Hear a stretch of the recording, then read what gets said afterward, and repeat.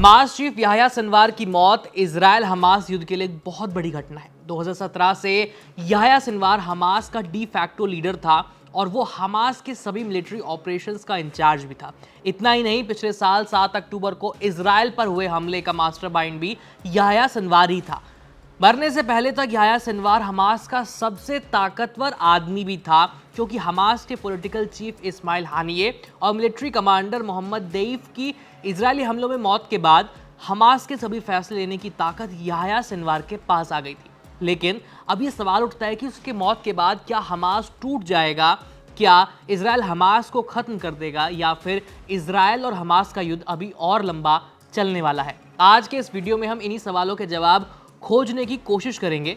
नमस्ते, मेरा नाम है आयुष और आप देख रहे हैं एबीपी लाइव वर्ल्ड, जहां हम करते हैं बात अंतर्राष्ट्रीय प्रसंगों से जुड़े मुद्दों पर।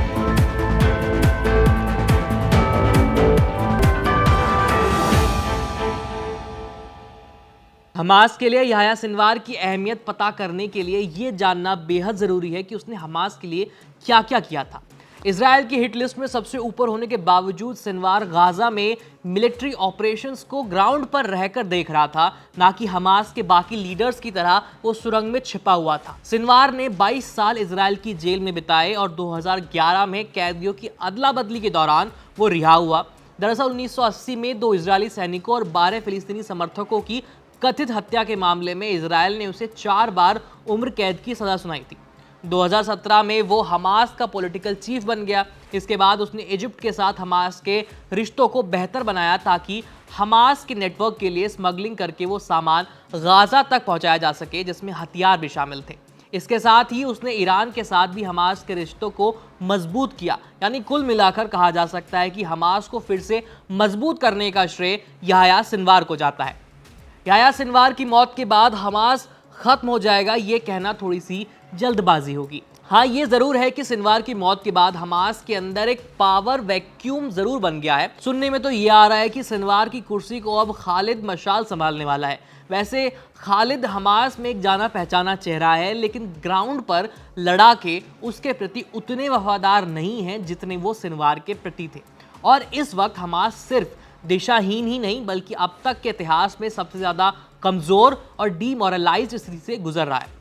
ऐसे में उसे फिर से खड़ा करना एक बहुत बड़ी चुनौती है, और ऐसे में सत्ता हासिल करने के लिए हमास के भीतर ही कई दावेदार खड़े हो सकते हैं, जिसके चलते या तो गाजा का ही कोई मजबूत लड़ाका हमास की जिम्मेदारी संभालेगा, या फिर कई लड़ाके एक साथ सत्ता पर अपनी दावेदारी पेश करेंगे।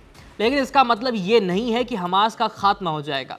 जैसे कि नेतन्याहू कहते हैं, जरूरी नहीं कि हमास इजराइल के साथ अब कोई बड़ा युद्ध लड़े, लेकिन वो छोटे छोटे हमले करके इजराइल को नुकसान तो पहुंचा ही सकता है। और ऐसा करने के लिए हमास को टॉप कमांडर की जरूरत नहीं है, बल्कि छोटे मोटे लीडर भी इस काम को बड़ी आसानी से कर सकते हैं। पिछले साल 7 अक्टूबर के हमले के बाद से याह्या सिनवार को मारना इजराइल का सबसे अहम मिशन था, और उसकी मौत इजराइल के लिए एक बहुत बड़ी उपलब्धि भी है।